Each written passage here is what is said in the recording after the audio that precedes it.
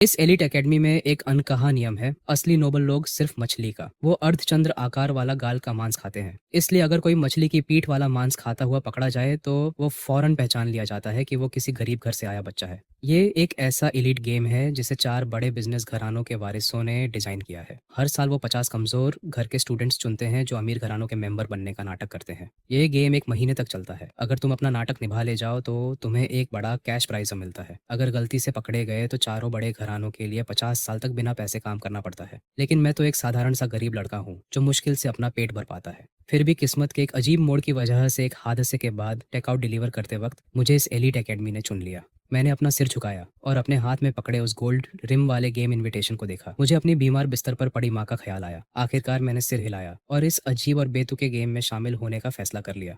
School के पहले दिन मैंने पूरी कोशिश की कि मैं एक ठंडे, गंभीर, टॉप टियर वारिस जैसा दिखूं। एक हल्के लग्जरी ब्रांड का सूटकेस घसीटते हुए मैं स्कूल के गेट में दाखिल हुआ। गेट पर अमीर लड़के लड़कियां तमाशा देखने के लिए भरे पड़े थे, क्योंकि आज ही वो दिन था जब ये एलीट गेम आधिकारिक रूप से शुरू हो रहा था। सब उत्सुकता से उन अनाड़ी नकलचियों का इंतजार कर रहे थे जो अब आने वाले थे। मुझे अच्छी तरह पता था वो सब स्लम से आए, इन गरीब बच्चों का मजाक उड़ाने आए हैं और उनकी घबराहट, उनकी शर्मिंदगी पर हंसना चाहते हैं। कुछ लोगों ने तो इस पर शर्त भी लगा रखी थी कि ये गरीब लोग इस बार कितने दिन टिक पाएंगे। बहुत जल्द जब मेरा साफ सुथरा हैंडसम चेहरा नजर आया तो सारे अमीर लड़के लड़कियों का ध्यान फौरन मेरी तरफ खिंच गया। मेरे चेहरे पर एक नेचुरल ठंडी और गंभीर आभा थी, जिसकी वजह से सारे वारिस मुझे बार बार देखने लगे और आपस में फुसफुसाकर मेरी पहचान का अंदाजा लगाने लगे। मैंने भौहें हल्की सी सिकोड़ी। उस भीड़ को देखा जो पूरा गेट ही घेरे खड़ी थी। फिर नीचे गड्ढों वाली गीली जमीन को देखा, हाथ उठाया और लापरवाही से कान खुजाया। फिर वहां खड़े हैरान से अमीर लड़के की तरफ इशारा किया। अपनी जैकेट उतारो और नीचे बिछा दो, मुझे अपने जूते के तलवे गीले करना पसंद नहीं है। ये कहते ही वो लड़का हैरानी से मुझे घूरने लगा। अरे यार, ये तो बहुत ही ज्यादा घमंडी है। क्या ये वही लीजेंडरी रहस्यमयी वारिस है जिसकी सब बात करते हैं? जो भीड़ पहले शोर मचा रही थी वो अचानक कुछ पल के लिए बिल्कुल शांत हो गई। किसी की हिम्मत नहीं हुई कुछ भी बोलने की, क्योंकि इस साल चारों बड़े घरानों ने गेम को और मुश्किल बनाने के लिए एक नया ट्विस्ट डाला था। उन्होंने रिटायर हो चुके टॉप टियर पुराने अमीर वारिसों को भी बुलाया था कि वो नए आए साधारण स्टूडेंट्स का नाटक करें। भले ही मेरे पास बस एक छोटा ब्रांड का सूटकेस था, फिर भी किसी को यकीन से पता नहीं चल पा रहा था कि मैं कोई नकली वारिस बना हुआ आम आदमी हूँ या फिर कोई असली टॉप वारिस जो कमजोर होने का नाटक कर सबको बेवकूफ बना रहा है। मैंने अपनी आंखें सिकोड़ी, एक ठंडे और सख्त एक्सप्रेशन के साथ, जैसे मुझे किसी की परवाह ही नहीं। मेरी नजर जहां भी पड़ी सारे हैरान वारिसों को एक ठंडी सिहरन महसूस हुई। हवा जैसे जम सी गई थी। किसी की हिम्मत नहीं थी कोई जल्दबाजी वाला कदम उठाने की, क्योंकि सबको डर था कहीं वो लीजेंडरी टॉप वारिस नाराज ना हो जाए। हे भगवान, ये कौन है? इसकी आभा तो बहुत ज्यादा तेज है। लेकिन कुछ स्टूडेंट्स को मेरा घमंडी रवैया पसंद नहीं आया। उन्होंने ताना मारा,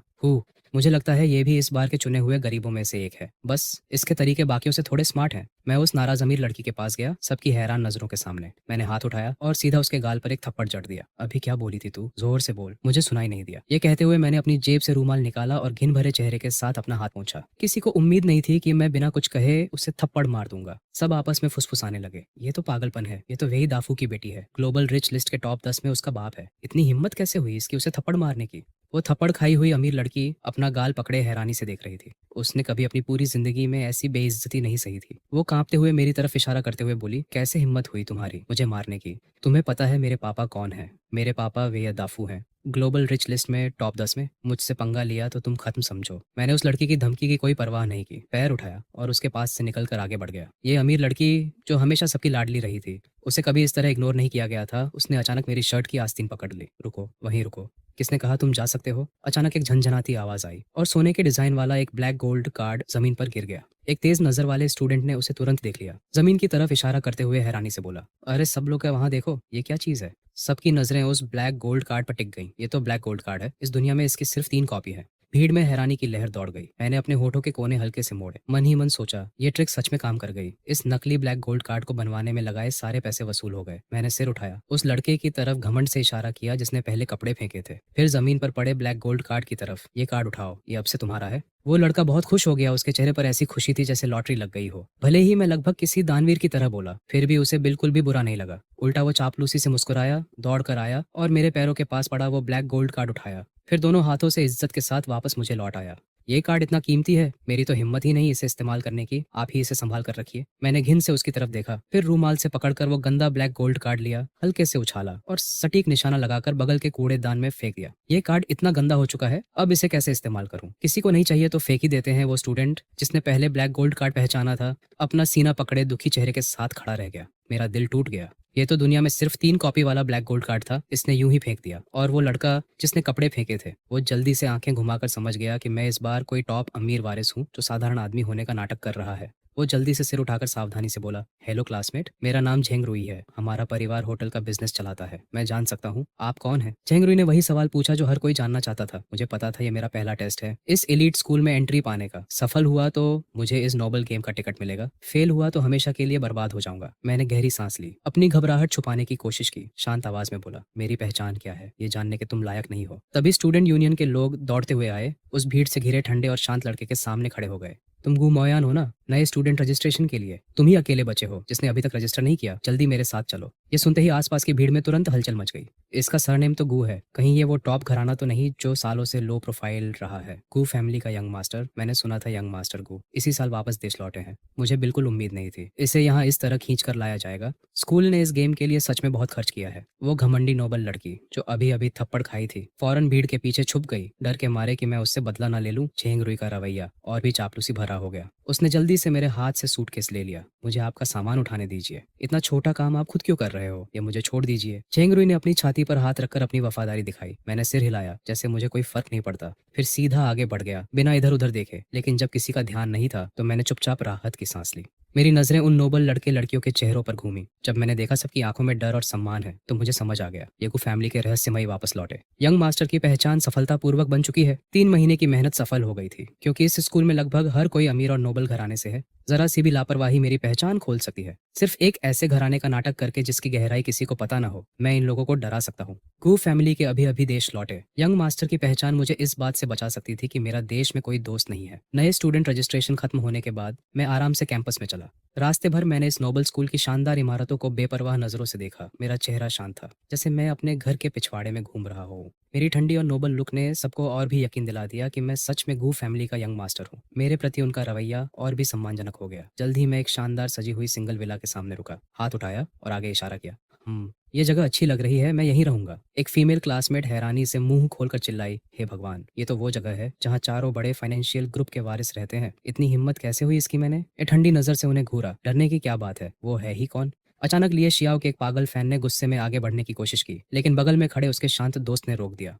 पागल हो गए हो क्या? इसका सरनेम गू है, मरने का शौक है क्या? वो पागल फैन फौरन शांत हो गया, बस देखता रह गया जैसे लिए शियाओ का सामान एक एक करके इमारत से बाहर फेंका जा रहा है। नीचे खाली जमीन पर जोर की आवाज के साथ गिरा, जिससे तुरंत हलचल मच गई। क्या ये पागल हो गया है? ये तो ले शियाओ का पर्सनल सामान है, इसने यूं ही फेंक दिया। ऊपर झेंग रुई ने बिना देर किए अपना फोन निकाला और कॉल लगाई। उसका लहजा तुरंत और चापलूसी भरा हो गया। हेलो, अभी फौरन लोगों को भेजो, यंग मास्टर लिए के कमरे में जो कुछ भी था वो सब बिल्कुल वैसा ही खरीद कर लाओ। ओरिजिनल से बेहतर कुछ मत लाना। फोन रखने के बाद उसने नीचे झांक कर देखा। बहुत उत्सुकता से चापलूसी करने की कोशिश में जल्द ही सारा सामान वापस पैक हो गया। दरवाजा बंद करने के बाद मुझे साफ महसूस हुआ कि मेरी पीठ पर टिकी वो नजरें अब पूरी तरह गायब हो चुकी हैं। वो ठंडा और सख्त एक्सप्रेशन जो मैं इतनी देर से बनाए हुए था तुरंत पिघल गया। मैंने अपनी सारी सतर्कता छोड़ दी, फिर उस लग्जरी विला के आरामदायक बड़े बिस्तर पर धड़ाम से गिर पड़ा। अपनी छाती थपथपाई और एक लंबी राहत की सांस ली। बच गया, आखिरकार पहला लेवल पास कर लिया।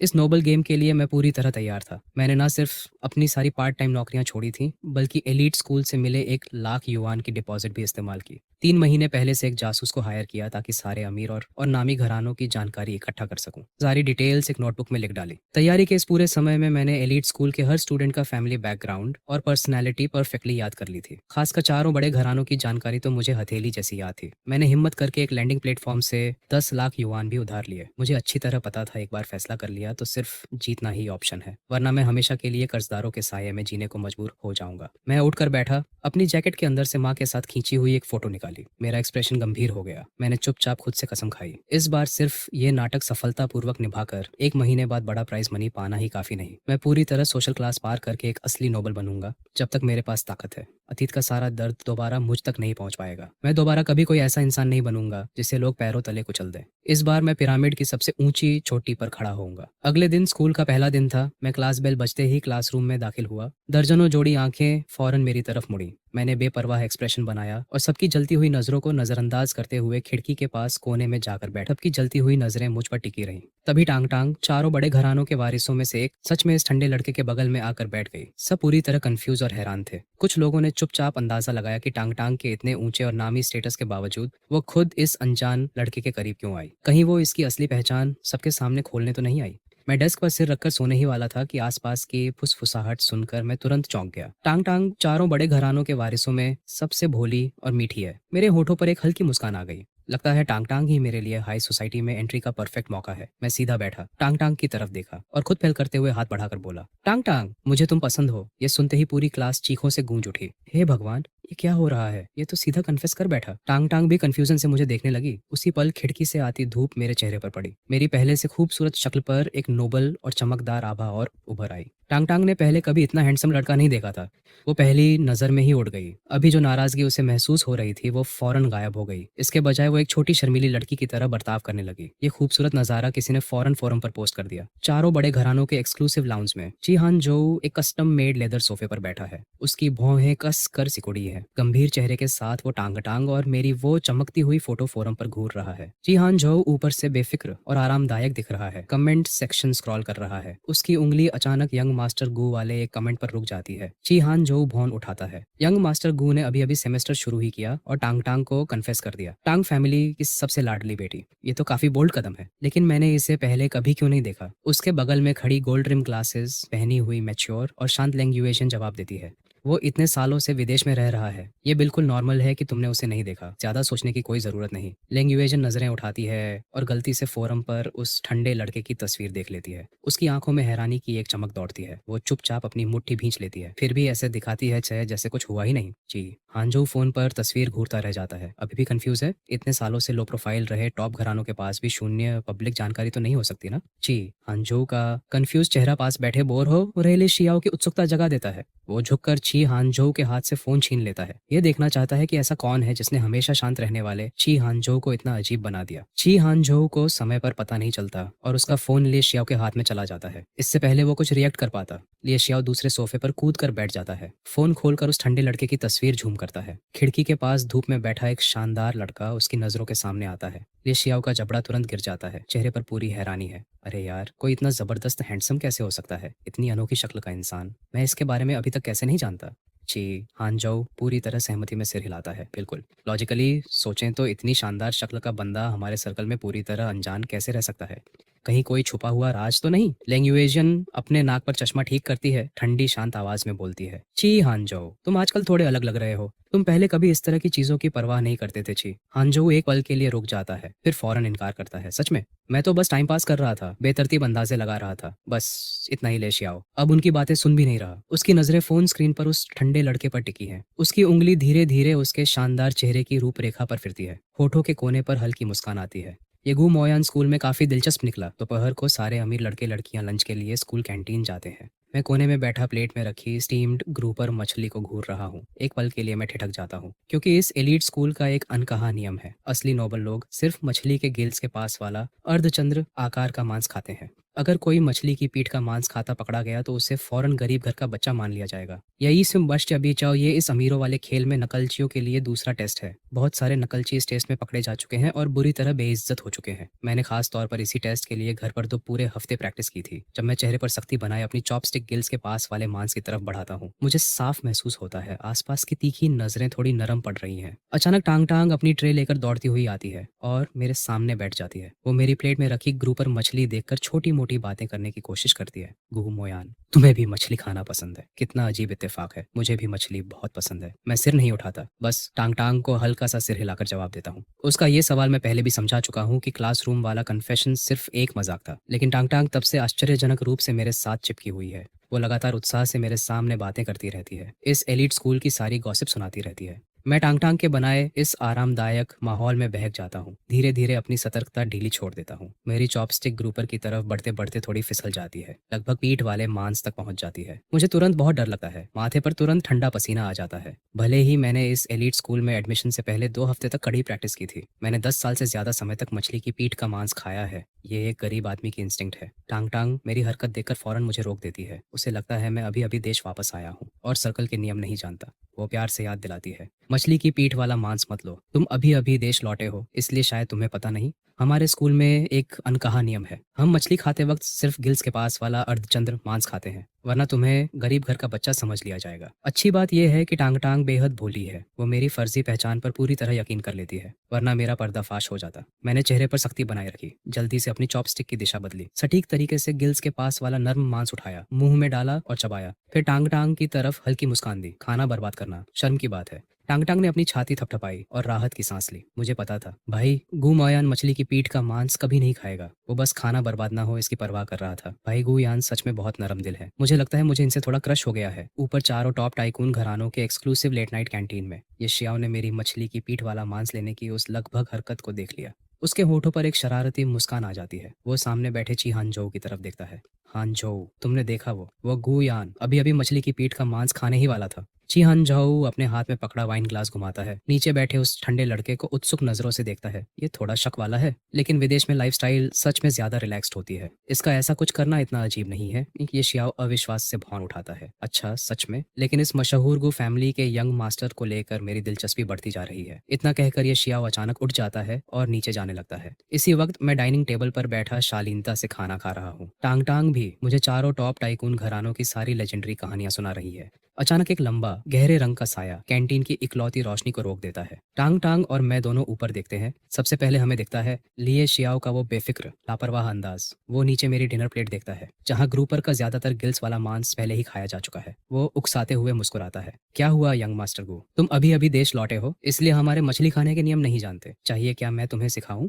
आसपास सबका ध्यान इसी हलचल की तरफ गया। फौरन सबने अपनी चॉपस्टिक नीचे रख दी। हर तरफ से उत्सुक नजरें आने लगी। आखिर ये तो चारों टॉप टाइकून घरानों में से एक यंग मास्टर लिए कथित टॉप अमीर गु फैमिली को छेड़ रहा है। कौन इतना अच्छा तमाशा मिस करना चाहेगा? लिए शियाओ आराम से बगल से कुर्सी खींचकर मेरे सामने बैठ जाता है। उसकी भौहों में एक लापरवाह बेपरवाह लुक है। वो अपनी प्लेट में रखी ग्रुपर मुझे और करीब धकेलता है। क्या हुआ, डर गए? या फिर तुम विदेश में इतना ज्यादा रह चुके हो कि अब इसके आदी हो चुके हो? गरीबों को नीचा दिखाने वाले उसके शब्द सुनकर मैंने अपनी चॉपस्टिक कसकर पकड़ ली। अंदर की गुस्से को दबाया। ये सीधा सीधा उकसावा था। लगता है अभी अभी की मेरी वो लापरवाह हरकत ने चारों टॉप टाइकून घरानों को पहले ही शक में डाल दिया है। अब से मुझे और ज्यादा सावधान रहना होगा। मैंने लिए शियाओ के उकसावे को नजरअंदाज किया, शालीनता से रूमाल निकाला, अपने होठों का कोना पोंछा और ठंडी नजरों से लिए शियाओ को देखा। तुम्हारी नाक हर जगह घुसती है। अच्छा, जहाँ उसका कोई काम नहीं। तुम्हें मुझ पर क्रश है क्या? ये सुनते ही आसपास की भीड़ में फुसफुसाहट फैल गई। किसी को यकीन नहीं हुआ कि मैंने इतनी हिम्मत की और चारों टॉप टाइकून घरानों के वारिसों में से एक की बेइज्जती कर दी। लिए शियाओ का चेहरा फौरन गहरा लाल हो गया। वो गुस्से में मेज पर हाथ मारकर खड़ा हो गया। गुस्से से इनकार करते हुए बोला, बकवास बंद करो। मैं पूरी तरह स्ट्रेट हूँ, बिल्कुल स्ट्रेट। मुझे तुम पर क्रश क्यों होगा? कोई अनजान बैकग्राउंड वाला लड़का, ये तो हास्यास्पद है। मैंने ऐसे बर्ताव किया जैसे कुछ हुआ ही नहीं। अपनी डिनर प्लेट उठाई और खड़ा हो गया। तिरस्कार भरी नजरों से लिए शियाओ को देखा। हाँ ठीक है, तुम मुझे पसंद करने लायक भी नहीं हो। इतना कहकर मैं मुड़ा और वहां से चला गया। लिए शियाओ मेरी पीठ की तरफ इशारा करते हुए गुस्से से कांपने लगा। टांग टांग जल्दी से मेरे पीछे पीछे आ गई। जाते हुए लिए शियाओ के पास से गुजरते हुए हुआ की ओर बड़बड़ाई, बिल्कुल सही हुआ। किसने कहा था बेवजह पंगा लेने को? ऊपर से नीचे की हलचल देख रहे ची हानजोऊ को झटका लगा। उसे बिल्कुल उम्मीद नहीं थी लिए शियाओ इतनी जल्दी हार जाएगा। ची हानजोऊ ने धीरे से अपना वाइन ग्लास घुमाया। होठों के कोने पर एक गहरा मतलब वाली मुस्कान आई। दिलचस्प, चीजें और मजेदार होती जा रही है। मैं वापस क्लासरूम गया। क्लास शुरू होने का इंतजार करने लगा। अचानक फोन पर एक अजीब सा टेक्स्ट मैसेज आया। इन दिनों सावधान रहना, लिए शियाओ अभी बहुत ज्यादा बेइज्जत हुआ है। वो तुम्हें आसानी से नहीं छोड़ेगा। मुझे बिल्कुल पता नहीं था किसने ये टेक्स्ट भेजा, लेकिन मैंने अंदाजा लगाया कि सिर्फ वही लोग जो लिए शियाओ को सीधा नाम से बुला सकते हैं, वो या तो चारों टॉप टाइकून घरानों के दूसरे वारिस होंगे। मैंने भौहें सिकोड़कर काफी देर सोचा। मुझे नहीं लगा कोई भी इनमें से मुझे मदद करना चाहेगा। बहुत देर सोचने के बाद भी कोई जवाब नहीं मिला, तो मैंने फोन नीचे रख दिया और इस बात को फिलहाल एक तरफ रख दिया, क्योंकि जिसने भी मुझे लिए शियाओ के बारे में वार्न किया, वो अभी के लिए मुझे नुकसान नहीं पहुंचाना चाहता। कुछ और दिन बीत गए। सच में जैसा टेक्स्ट में वार्निंग दी गई थी, लिए शियाओ लगातार मेरे सामने आकर ध्यान खींचने लगा। भले ही उसने सीधे किसी को भेजकर मुझे घेरवाया नहीं, उसकी चालें कहीं ज्यादा घिनौनी थी। कभी मेरी डेस्क में चूहे रखना, कभी मेरी कुर्सी पर मिर्च वाला पानी डालना, या जानबूझकर अमीरों वाली इनसाइडर बातें मेरे सामने बोलना। लेकिन ये बेवकूफी भरी चालें मुझे बिल्कुल परेशान नहीं कर पाई। उल्टा मैंने उसे बिल्कुल उसी तरीके से वापस चुका दिया और पूरी तरह चुप करा दिया। इसकी वजह से एक समय तक जो भी शरारत होती, मैं उसका सारा दोष लिए शियाओ पर मढ़ देता। आखिरकार लिए शियाओ इतना परेशान हो गया कि उसने कुछ दिनों के लिए चुप बैठना ही सही समझा और मुझसे उलझना बंद कर दिया। देखते ही गुबे की इतने देखते आधा महीना बीत गया। गेम भी अपने इंटेंस आखिरी फेज में पहुंच गया। मैं बड़े कैश प्राइज के करीब और करीब पहुंच रहा था। इस दौरान टांग टांग के साथ मेरा रिश्ता भी बेहतर से बेहतर होता गया। साथ ही गू फैमिली के यंग मास्टर वाली मेरी पहचान की वजह से बहुत सारे अमीर और ताकतवर घराने मेरी चापलूसी करने आने लगे। मेरा बटुआ मोटा से मोटा होता गया। ऐसा लग रहा था सब कुछ सही दिशा में जा रहा है, लेकिन खामी को हमेशा के लिए छुपाया नहीं जा सकता। झेंगरुई, वो लड़का जिसने शुरुआत में मेरा सामान उठाने में मदद की थी, उससे मुझ में कुछ गड़बड़ महसूस होने लगी। हाल ही में उसने देखा कि मैंने एक हफ्ते में 2 दिन एक जैसे कपड़े पहने। अमीर घरों के बिगड़े हुए लड़के लड़कियों के लिए ऐसी चीजें एक बड़ा सुराग होती हैं। एक दिन पीई क्लास के बाद मुझे अचानक महसूस हुआ मेरे बैकपैक को किसी ने खंगाला है। मैं फौरन घबरा कर इधर उधर देखने लगा। मेरी नजर झेंगरुई की भागती हुई पीठ पर जा टिकी। मैं फौरन हाई अलर्ट पर आ गया। भले ही मैंने नोबल घरानों के बारे में इकट्ठा की गई सारी जानकारी बहुत पहले छुपा दी थी, मुझे पता था झेंगरुई जैसे लोग जिन्होंने सबसे पहले मेरी चापलूसी की, वो फायदे के लिए कभी भी पीठ में छुरा घोंप सकते हैं। अगर उसे पता चल गया कि मैं एक साधारण सा लड़का हूँ जो कभी खाने के भी पैसे नहीं जुटा पाता था, अपनी छोटी सोच के साथ वो जरूर मेरे पीछे पागलों की तरह पड़ जाएगा। क्लास के दौरान झेंगरुई जानबूझकर मेरी तरफ झुका, मेरे 3 दिन से पहने हुए लिमिटेड एडिशन स्नीकर्स की तरफ इशारा करते हुए जानबूझकर जोर से बोला, यंग मास्टर गू, आपके ये लिमिटेड एडिशन स्नीकर्स मैंने आपको 3 दिन से पहने देखा है, आपने अभी तक बदले क्यों नहीं? गू फैमिली इतना बड़ा घराना है, नए जूते खरीदने के पैसे तो जरूर होंगे ना? सबकी नजरें फौरन मेरी तरफ मुड़ गई। आसपास फुसफुसाहट शुरू हो गई।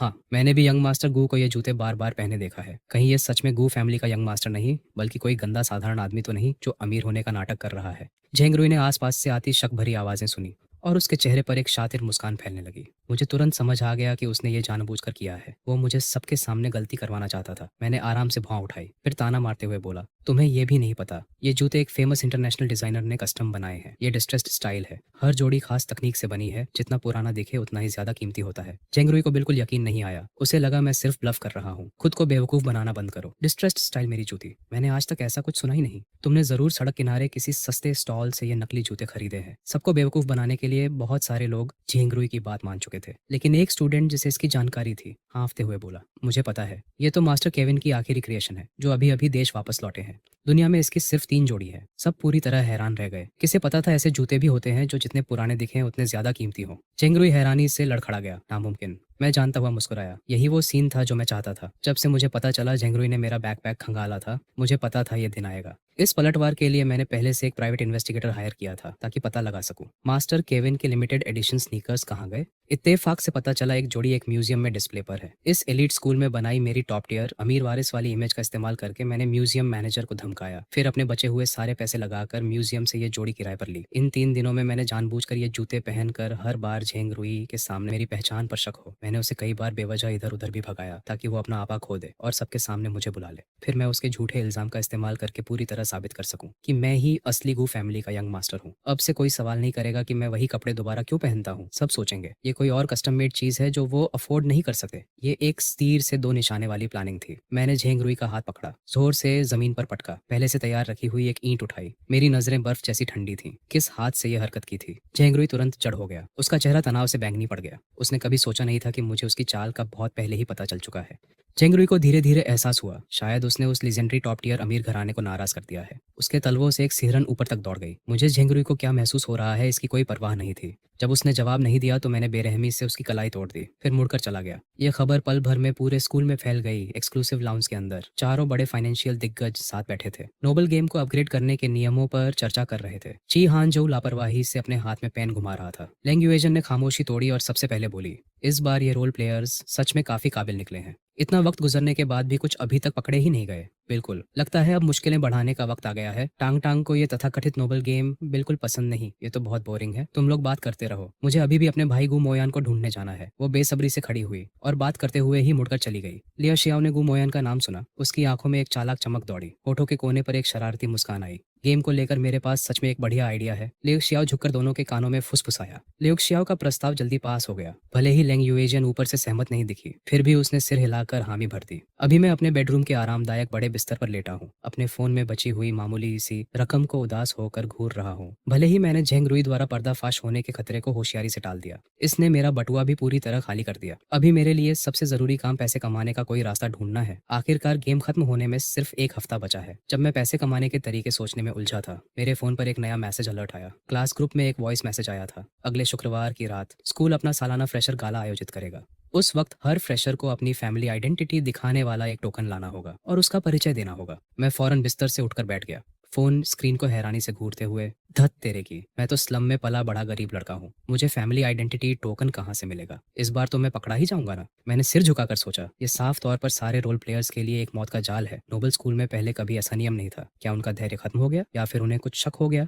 लेकिन जो भी हो, अभी सबसे जरूरी चीज है इस मुसीबत से निकलना। जब मैं बेचैनी से इधर-उधर टहल रहा था, वही अजीब नंबर से दोबारा एक टेक्स्ट आया। अगर तुम इस मुसीबत से निकलना चाहते हो, आज रात 10 बजे स्कूल की छत पर मुझसे मिलो। मैं काफ़ी देर तक इस टेक्स्ट को घूरता रहा। आखिरकार जाने का फैसला कर लिया, क्योंकि यही एकमात्र रास्ता है जिससे मैं अपना नोबल नाटक बरकरार रख सकता हूँ। ये मेरी आखिरी उम्मीद है। धीरे-धीरे रात हो गई। मैं तय वक्त पर स्कूल की छत पर पहुंच गया, लेकिन मुझे बिल्कुल उम्मीद नहीं थी कि वहां मुझे एक ऐसा चेहरा दिखेगा। लेंग यूएजन मुड़ी और मेरी तरफ चलने लगी। हवा उसके बालों से गुजर रही थी। खामोश रात में उसकी हाई हील्स की आहट साफ सुनाई दे रही थी। लेंग यूएजन ने मेरे हैरान चेहरे को देखा, हल्के से मुस्कुराई। क्या मुझे देखकर हैरान हो? मैंने अपने चेहरे से हैरानी मिटाई, अपना अमीर नोबल नाटक हटाया और अपना असली रूप दिखाया। आखिरकार लेंग यूएजन इस तरह का टेक्स्ट भेज सकती थी, तो इसका मतलब वो पहले ही मेरी पूरी पहचान समझ चुकी है। अब नाटक करने का कोई मतलब नहीं। मैंने अपने सामने खड़ी शानदार खूबसूरत लेंग यूएजन को देखा, सिर हिलाया। मुझे समझ नहीं आ रहा, तुम मेरी मदद क्यों कर रही हो? लेंग यूएजन ने गू फैमिली का चिन्ह उकेरा हुआ एक जेड पेंडेंट निकाला।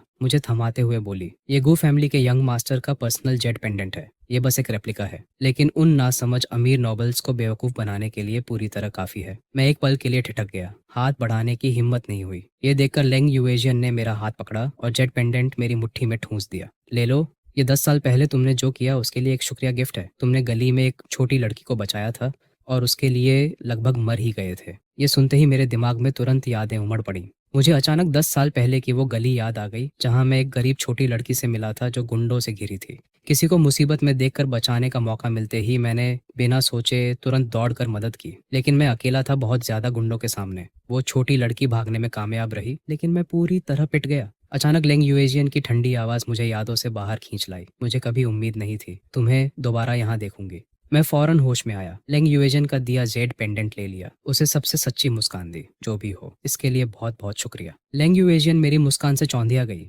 उसकी आंखें घबराहट से इधर उधर देखने लगी। फिर उसने लापरवाही से ऊपर देखकर कहा, मेरा शुक्रिया मत करो, मैं भी देखना चाहती हूँ तुम इस एलीट स्कूल में कितनी दूर तक जा सकते हो। मुझे निराश मत करना घुमोयान। इसके बाद लेंग यूएजन मुड़ी और चली गई। उसकी हील्स की आवाज धीरे धीरे दूर होती गई। मुझे वहां अकेला हक्का बक्का छोड़कर मैं छत के किनारे पर गया। नीचे देखा, हाथ में पकड़े जेड पेंडेंट को कसकर भींचा। फिर रात के इस एलीट स्कूल का पूरा नजारा देखा। मैंने चुपचाप खुद से कसम खाई, मैं जरूर यहाँ पुनः अपना नाम बनाऊंगा, ताकि हर कोई मुझे इज्जत से देखे एक प्राइवेट विला के अंदर। किसी ने ची हानझो को एक बिना नाम वाला पैकेज भेजा। वो लिविंग रूम के सोफे पर बैठा लापरवाही से उसे खोलता है। अंदर गू मोयान के बारिश में टेकआउट डिलीवर करने और तरह तरह की पार्ट टाइम नौकरियां करने की ढेर सारी तस्वीरें भरी थी। ची हानझो तस्वीरें पलटते हुए शरारत से मुस्कुराता है। लगता है इस गू फैमिली के यंग मास्टर के पास बहुत सारे राज छुपे हैं। अगली दोपहर मैं दरवाजा खटखटाकर चारों बड़े घरानों के एक्सक्लूसिव लाउंज में दाखिल हुआ। इस बड़े कमरे में सिर्फ शी हानझो अकेला सोफे पर बैठा था। मैं उसके पास चला गया।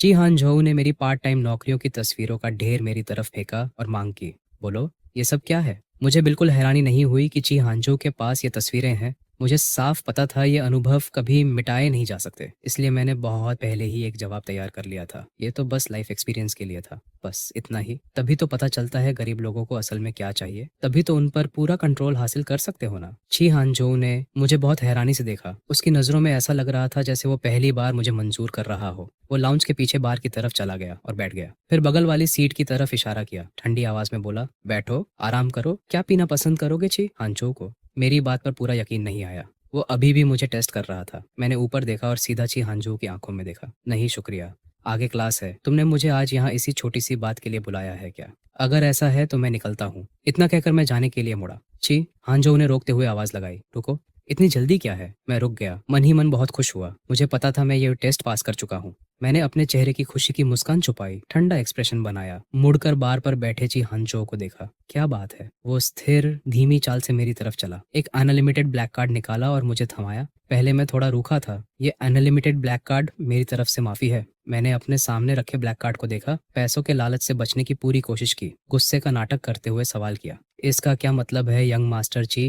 गू फैमिली को तुम्हारे छोटे मोटे पैसों की जरूरत नहीं। वो 2 बार जोर से हंसा। हाँ हाँ हाँ, दिलचस्प। तुमने सच में मुझे निराश नहीं किया। उसने पहले से तैयार किया हुआ एक इनविटेशन निकाल कर मुझे थमाया। आज रात एक स्ट्रीट रेसिंग पार्टी है, इतनी हिम्मत है साथ आने की? मैंने ची हानझो से वो इनविटेशन ले लिया, चेहरा बिल्कुल शांत रखा, लेकिन असल में मेरा दिल बहुत बेचैन था, क्योंकि मैं इतना नया ड्राइवर हूँ कि रोड टेस्ट 3 बार देने के बाद पास हुआ था, लेकिन मुझे पता था मैं इनकार नहीं कर सकता। ये इनविटेशन एलीट सोशल सर्कल में मेरी पहली टिकट है। अगर मैंने मना कर दिया तो मेरी सारी मेहनत बेकार चली जाएगी। रात के 10 बजे मैं ची हानझोउ की शानदार लग्जरी कार में सवार होकर घुमावदार पहाड़ी सड़क पर चल पड़ा। मैंने खिड़की से बाहर देखा। सड़क के दोनों तरफ अथाह गहरी खाइयां दिख रही थीं। एक भी गलत मूव और हम गिरकर मर सकते थे। जल्द ही कार स्ट्रीट रेसर्स के आम अड्डे पर रुकी। चिहानझोउ की कार दिखते ही तुरंत सबका ध्यान खिंच गया।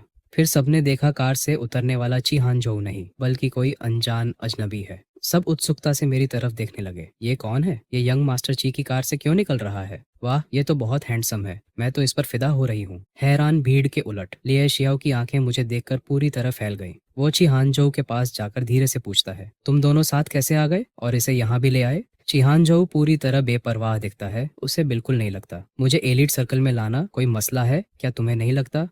ये बहुत मजेदार है। ये शियाओ मुझे बीच में अकेले खड़ा देखता है। वो ठंडा नोबल अंदाज जो इस शोर वाले रेस्टोरेंट में पूरी तरह बेमेल लगता है। फिर एक बूम उठाता है, तुम सही कह रहे हो, ये सच में बहुत मजेदार है। लिए शियाओ एक बहुत हॉट लड़की को बाहों में लिए मेरी तरफ सीधा चलकर आता है। यंग मास्टर गु, कैसा दुर्लभ सरप्राइज है। सुना है तुमने विदेश में बहुत सारे गोल्ड मेडल जीते हैं, चाहोगे हमारे साथ कुछ रेस लड़ना? मैं एक पल के लिए खामोश हो गया। पूरी तरह जानता था इससे बच नहीं सकता। मैंने बहुत देर तक लिए शियाओ के इनविटेशन का जवाब नहीं दिया तो उसे लगा मैं चुपचाप मना कर रहा हूँ। फिर उसने बगल की एक कार की तरफ इशारा किया। कार नहीं है, कोई बात नहीं, मेरी एक्स्ट्रा वाली ले लो, उसकी परफॉर्मेंस टॉप टियर है। मैंने लिए शियाओ के इशारे वाली दिशा में देखा। एक बहुत रंग बिरंगी बुगाटी सीधा मेरी नजरों के सामने आ गई। उस मोर की तरह सजी हुई रेस कार को देखकर मुझसे रहा नहीं गया। होठों का कोना हल्का सा फड़का। भले ही मुझे रेस कार परफॉर्मेंस के बारे में कुछ नहीं पता, फिर भी मैं समझ गया ये कार पूरी तरह भरोसे लायक नहीं है। लिए शियाओ जानबूझकर मुझे इसी कार से टेस्ट करना चाहता था ताकि मेरी पहचान का सच सामने आए।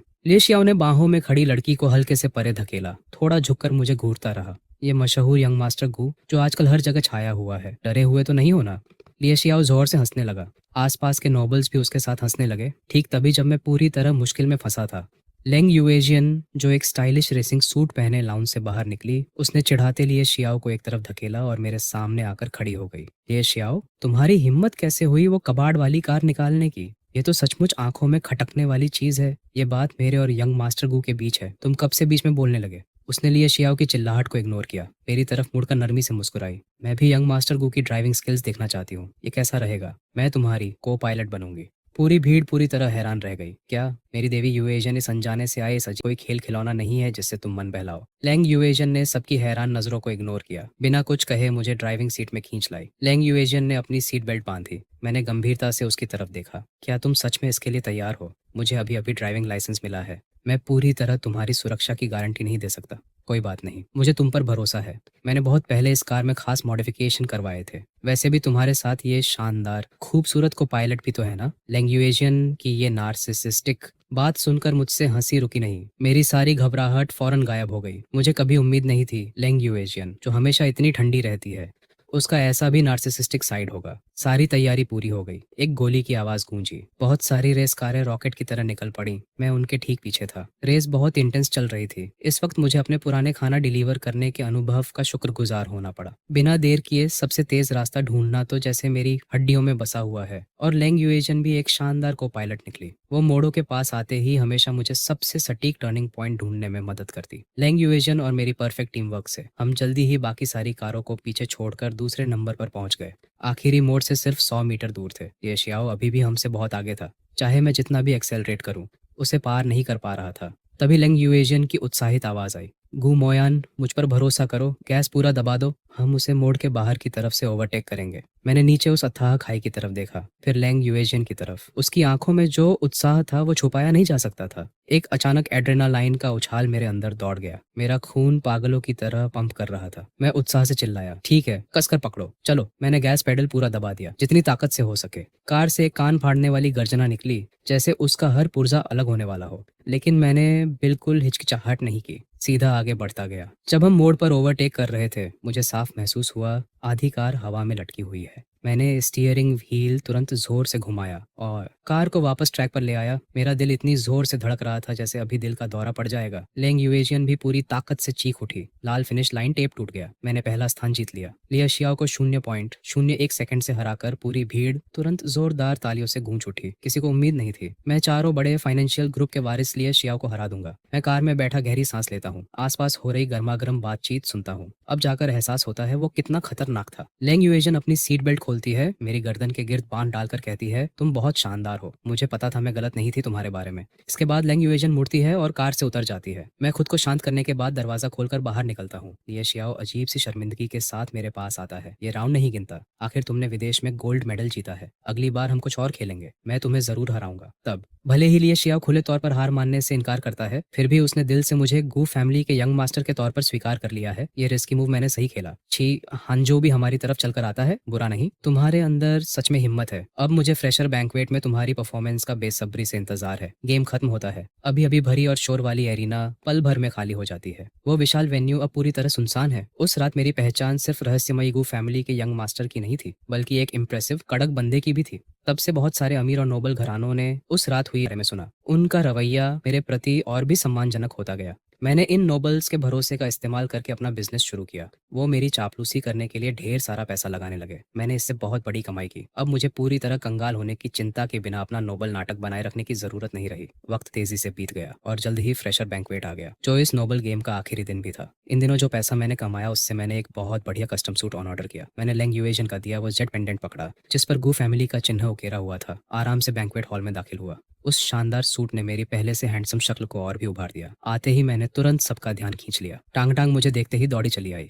भाई गू मोयान, आखिरकार तुम आ ही गए। मैं तुम्हारा बहुत देर से इंतजार कर रही थी। चलो मैं तुम्हें एक राज बताती हूँ। आज रात तुम्हारे लिए एक सरप्राइज है। मैं कंफ्यूज हो गया। बिल्कुल समझ नहीं आया वो किस सरप्राइज की बात कर रही है। म्यूजिक शुरू हुई। टांग टांग मेरा हाथ पकड़कर मेरे साथ बैठ गई। आसपास की सारी हलचल धीरे धीरे शांत हो गई। अचानक एक शानदार गाउन पहने होस्ट स्टेज पर आई। आज रात हम एक लीजेंड के जन्म के गवाह बनने वाले हैं। कुछ कहते हैं वो स्लम से आया एक नकलची है, कुछ कहते हैं वो यिन फैमिली का टॉप वारिस है। अब चलिए गू मोयान का जोरदार स्वागत करते हैं उनके भाषण के लिए। मेरा मुंह हल्का फड़का। मैंने पलटकर टांग टांग को देखा जो खुशी खुशी मेरे बगल में बैठी थी। क्या हो रहा है? टांग टांग को बिल्कुल नहीं पता चला मैं कितना हैरान हूँ। अरे ये तो वो सरप्राइज है जो मैंने खास तौर पर तुम्हारे लिए तैयार किया है। कैसा लगा? पसंद आया मेरी? हिचकिचाती नजरों को नजरअंदाज करते हुए टांग टांग ने मुझे जल्दी से स्टेज की तरफ धकेल दिया। टांग टांग की उम्मीद भरी नजरों के सामने मेरे पास कोई चारा नहीं था। मैं माइक्रोफोन की तरफ चलकर गया। अभी मैं बोलने ही वाला था कि ऊपर की सारी लाइटें अचानक बुझ गईं। मेरे पीछे बड़ी स्क्रीन पर मेरी टेकआउट डिलीवरी की तस्वीरें दिखनी शुरू हो गई। ऑडियंस में तुरंत हलचल मच गई। क्या ये गू मोयान है?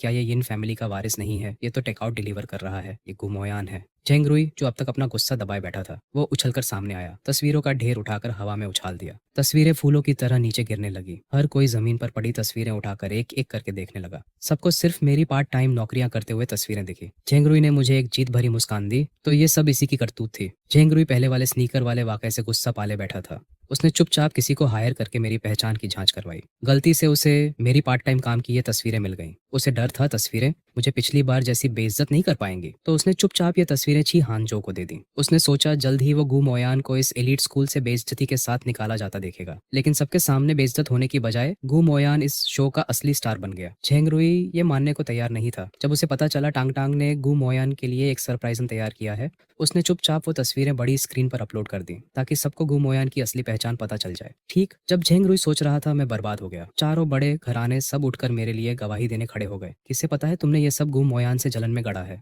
तुम खुद को समझते क्या हो इस तरह बोलने की? कैसे हिम्मत हुई फ्रेशर बैंक्वेट में ऐसी हरकतें करने की? सिक्योरिटी, इसे बाहर फेंको। पास खड़े सिक्योरिटी गार्ड्स ने चिल्लाते हुए झेंग रुई को घसीटकर बैंक्वेट हॉल से बाहर फेंक दिया। जब सबने चारों बड़े घरानों को मेरा बचाव करते देखा, सबने घरानों की बात पर पूरा यकीन कर लिया। ये तो बस झेंग रुई की जलन थी। उस पल मुझे अचानक एहसास हुआ, सबके सामने पक्का ठोस सबूत होने के बावजूद फिर भी वो अमीर नोबल घरानों की कुछ बातों को नहीं हरा सकता। मैं बैंक्वेट हॉल से बाहर निकला। गेट पर 4 लोगों को इंतजार करते देखा। चिहानजो ने पहले बात शुरू की। गू मोयान, मैं आधिकारिक रूप से तुम्हें हमारे साथ जुड़ने का न्योता दे रहा हूँ। क्या तुम आना चाहोगे? अभी 12 बज ही चुके थे कि मेरे फोन पर अचानक एक नए मैसेज का अलर्ट बजा। मैंने नीचे फोन देखा। 10 करोड़ युआन पहले ही मेरे अकाउंट में आ चुके थे। मेरे होठों के कोने पर एक संतुष्ट मुस्कान आ गई। मैंने सिर ऊंचा उठाया और चारों टॉप घरानों के वारिसों की तरफ चल पड़ा।